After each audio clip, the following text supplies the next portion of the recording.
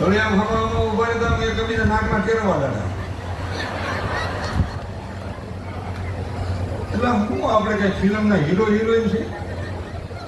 આપણે આદર્શ મા બાપના સંતાન છે, રામ અને સીતાના સંસ્કારોના વારસદાર છે.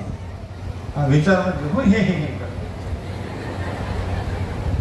એટલે મારો કહેવાનો હેતુ એ છે, આનંદ કરી પણ બધું મર્યાદામાં રહી. ફોટા પાડવાની મારી જરાય નથી, પ્રી વેડિંગના ફોટા પડવા નાની બેનો ભાઈનો ખાસ કહું, લગ્ન પેલા ફોટા પડવા મારી જરાય ના નથી, પણ ફોટા એવા પડવો મર્યાદામાં રહીને ફોટા પડવો છે. મા બાપને સગા સંબંધી જોવે તો એને શોભ ન થાય એવા નબળા ફોટા ન પડવતા, જે શોભ થાય એવું શોભ ન થાય એવા આદર્શ ફોટા પડાવો. અચ્છા આમ પાઈ જાઓ એમાં 2-4 ફોટા કેવો જોવા જ નથી. આ વાટીઓ સડી જાય એવો પાઈ જાય. પરદેશ પરદેશમાં કેમ વાંધો નથી, પણ ત્યાં ઊંચા ડુંગરામાં સડી જાય મોટા મોટા સગા કરી ત્યાં આમ થઈને ફોટા પડા. અને 7-8 ફૂટના ધોહરા જેવા ફોટા પાટા બાંધે. અમુક ફોટા હારા હોય પણ અમુક એવા આમ થાય આપણે નથી જોવાય. અને ઈ કદાચ 400 મહિના થાય પછી સટકે ફોટા કાતરવા કે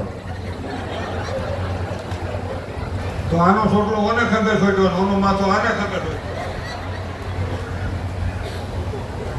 મારો વિરોધ નથી ફોટા પાડવાનો, મારો વિરોધ નથી, મારી વિનંતી છે ફોટા એવા પડાવો કે મા બાપ ને સમાજ અને સગા સંબંધી જોવે ને છતાં બધાને આનંદ થાય.